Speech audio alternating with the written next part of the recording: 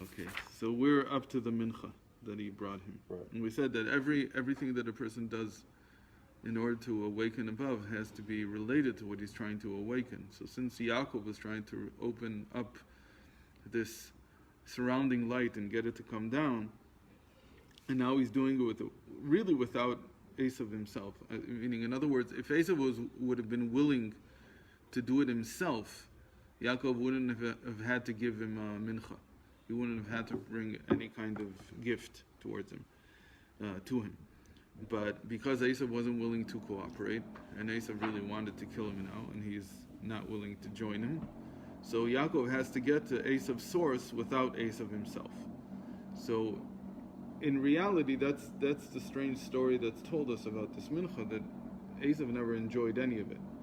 Meaning that he sent them forward, and with them went angels, and wherever, every time another part of the mincha would come, another time of this offering, peace offering, whatever, would come to Esav, so the angels would literally try to kill him, so he had to run away. So he never got any of these things. Oh, yeah? But the point was, like with the same thing with dividing the camp into two, that he's doing actions that are awakening something above.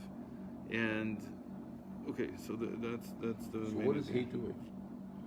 What do you mean? What is he doing? What is Esav doing? Oh, what is it? Esav here became a private individual who doesn't represent anything anymore because he's not willing to join Yaakov. So he lost his chance. Maybe Yaakov still was hoping. It said that really Yaakov is later punished for not giving Dinah to Esav. So there was a last resort, which Yaakov didn't use, which was, my daughter can be wed to you. And that would have perhaps brought Esav aboard, but he wasn't willing to, I guess, to take that risk, or whatever. The sages say that he was punished for it, because he should have done that also. In any case, she was punished for it, for sure. No, he was punished for it. I mean, the punishment was his. That she got raped? Okay. That's his punishment. Because he did that. He didn't give her to Esav. As far as what she went through her own cheshbon. Why did she go out? Like, Yaakov didn't send her out. He didn't tell her, look, go out and find. Right. So that was something she again, not to blame her, but it was something that, right, that she was responsible for. That it wasn't something that Yaakov sent her to do. Mm-hmm. But the fact that it caused him such anguish in the whole story with Shimon and Levi and everything, that was all a result of his not being together with, and it's also pshat, because if he would have been with Esav, nobody Right. would have messed with his daughter. Also, it's very clear. So it gets very complex between the two of them, but it seems that the moment has been, forfeited. Missed. It's gone, and now it's just Yaakov trying to get these lights down by himself. So how does he do this? So it's 8 lines from the bottom of 48 on the left.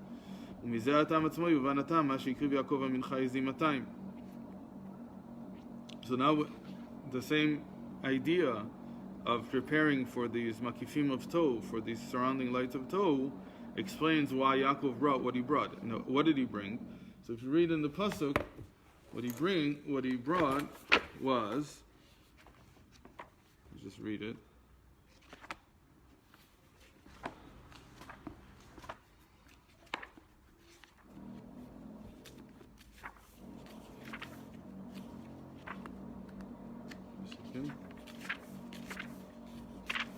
Vayikach min abba biyado mincha le'esav achiv. He took from what he had a offering for Esav's brother. Izimatayim, 200 goats. Utyashim esrim, and 20, billy goats. Donkeys? No, tyashim is billy goats. Okay. V'cheilim 200 female ewes. Ve'ilim esrim, and 20 male sheep. Okay. So what's going on here? So the Medrash right away notes that this verse is very, very special. How is it special? Because it has a lot of mems. Let's count them. Izim ends with a mem. Matayim has 2 mems. That's 3. Utyashim ends with a mem. That's 4. Esrim is 5. Rechilim is 6. Matayim, another Matayim, is 8. Ve'ilim is 9. And Isrim is another one, 10. So altogether 10 mems in one pasuk. And the important thing is that every single word ends with the letter mem. And so we have twice a mem at the beginning of a word and 8 times a mem at the end of a word. So these 8 mems and 2 mems, so they're darshan in Kabbalah a lot, and exactly what do they mean. But the whole point is that all these animals were not fit to become a sacrifice, because the word mem, mum, means mum, like something that's blemished, and so it can't come on the altar. And that works well with the idea that he's here aiming for something that's not according to tikkun. This is not something that's from we'll call it. It doesn't go according to the regular order of things. So this isn't, and he never puts him on the altar. He just gives it to Esav. He wants to give it to him. Esav could have maybe theoretically made a korban out of it, an offering, but he couldn't, because even he had these limits on what he would use as an offering to Hashem. So in a certain sense, this is like something that you don't know, you can't really incorporate it into the holiness. You can't really make it part of the holiness. But then, hang on a second. And then Yaakov is giving him something that he can't elevate. So there's no chance of reconciliation. Right, because he's not giving it to Esav. That's the whole point. He's okay. trying to awaken these lights from above. Right. He's going around Esav. So why isn't he using fit animals? Because the whole point here is that he's trying to aim for tohu. Tohu doesn't work according to the regular rules. It makes no difference. It's not that it makes no difference, but in a certain sense, it has to come around the holiness. Like it's something higher in a certain sense.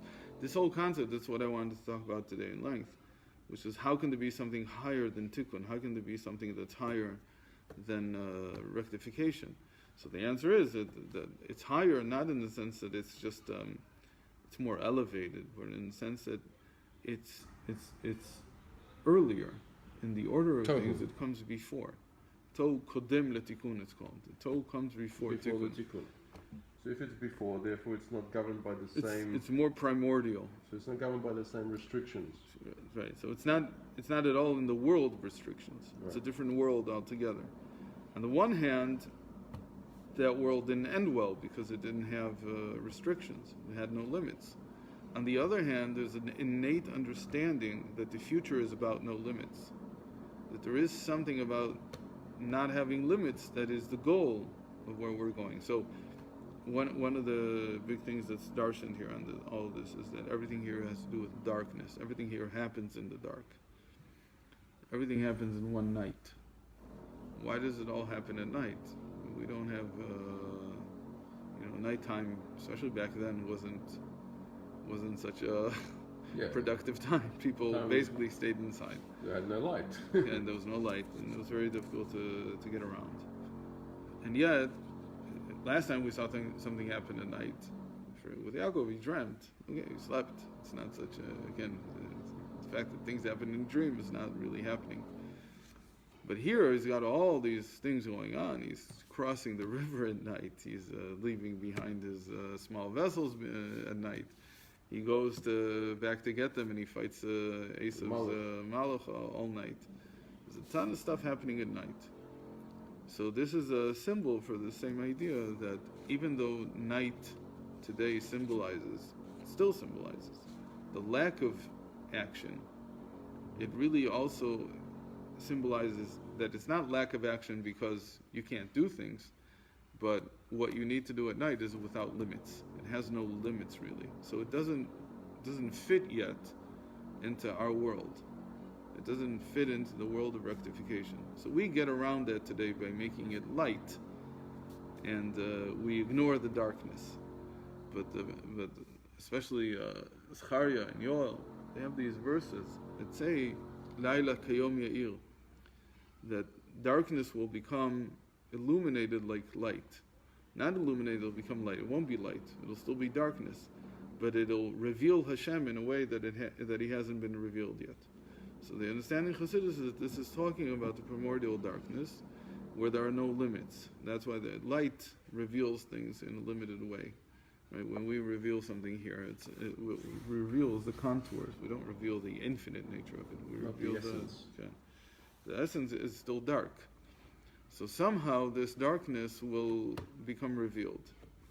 So, by the way, one of the things that the Rebbe writes that he doesn't know how to explain it. He says it's written in many places, but I don't know. I can't explain. I don't understand it myself fully. One of the few things that he said, he said this openly, that he doesn't understand exactly what it means. So here Yaakov is aiming for that.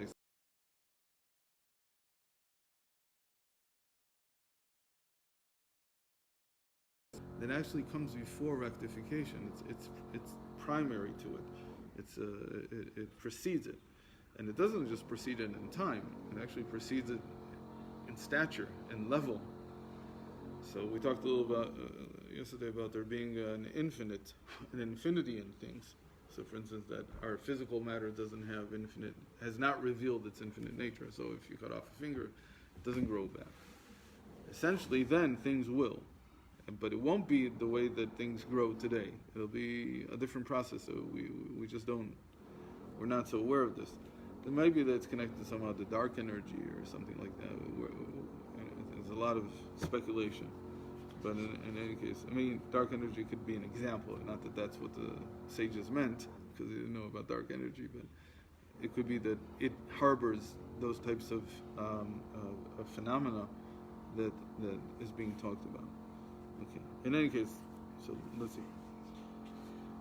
So he brought these she'enan min chazoy ala'at man lamshich ha'makif hanan. So all this was to bring feminine waters and awakening from below in order to bring down these lights that are surrounding lights. V'aderech inyan korbanot, in the same way that regular sacrifices work. Shem ala'at man, they represent feminine waters rising. Lamshich man, in order to bring down the masculine waters, and that's the awakening from above, Hashem. And we mentioned this. I didn't get a chance to finish the sentence. That was somewhat important. But an awakening from below doesn't necessarily have to be doing something. Sometimes it's the opposite. Sometimes it's lack of doing something and humility, restraint, not just restraint, but also what we call lowliness.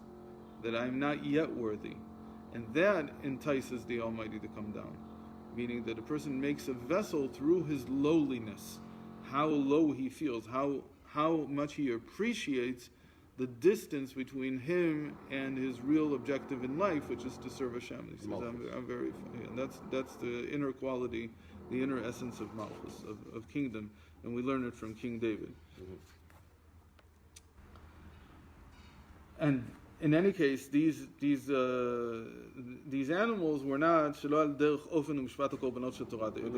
couldn't be suitable for sacrifice. If Yaakov understands that Esau is the one that is the conduit for these lights, right? And he's somehow now trying to work around him and to bring him down himself. The question must be asked, why? If he knows that whatever he's doing only for himself. He's not doing for the whole world. No, he's doing for the whole world. He just can't get Esav to join, so he's going to Esav's source. He's going around Esav. But we learned a couple of days ago. You said that ultimately it has to be Esav's lights. He has to be the conduit. No. Esav as a private individual is gone. That's it. That was what it was then. You said in Mashiach time we're waiting for him to actually finish the job. No. Can somebody else do it? Yeah, of course. Yes. These lights, they still exist. In each generation, there's something else. But do we need Esav in some form to actually do it? Not that I know of. The Rebbe used to talk about it a lot. That it's called the Orot Tov B'Kelim D'Tikun. They have to bring down lights of chaos and introduce them into rectified vessels. Incorporate them, integrate them. But I don't think he meant that the other side has to comply. That there's somebody who's now responsible for these lights, and you have to get him on board. It's true. Makes sense though. Why? Because if there's a path, if Yitzchak saw Esav's potential in order to Esav the person, the individual. His offspring are not like not him. what Esau represents, just the But he individual. represents, yes. So it's not his offspring. It could be a Jew that gets this. In fact, like I said, in that generation, Esau was still a Jew. Sure.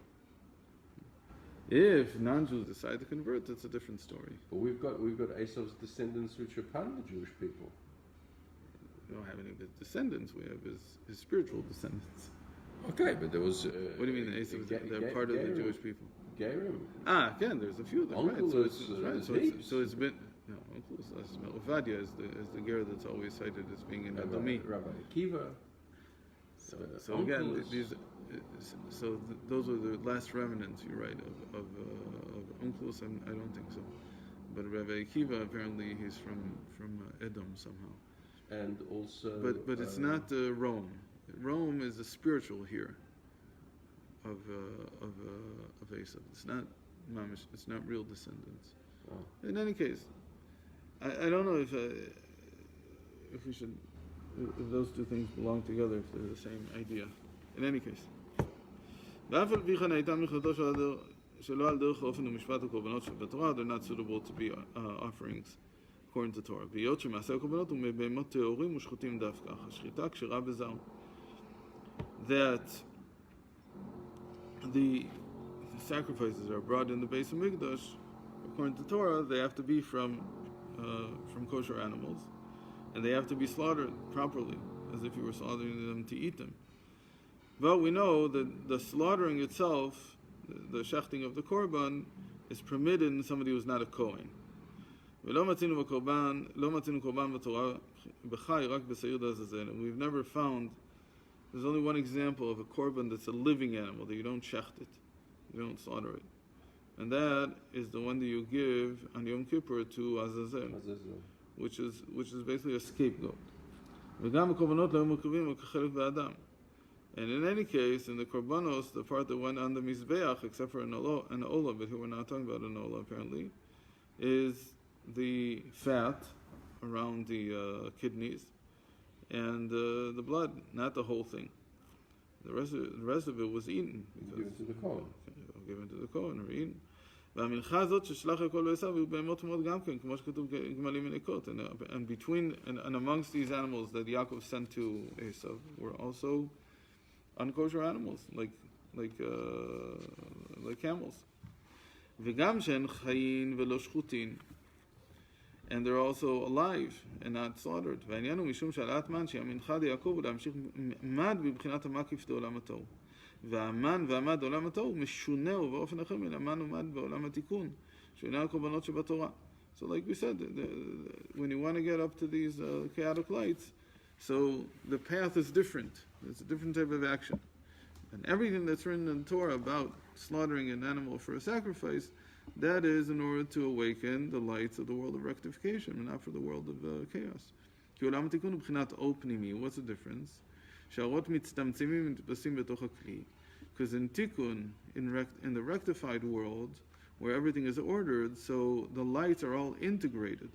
They all go into their vessels.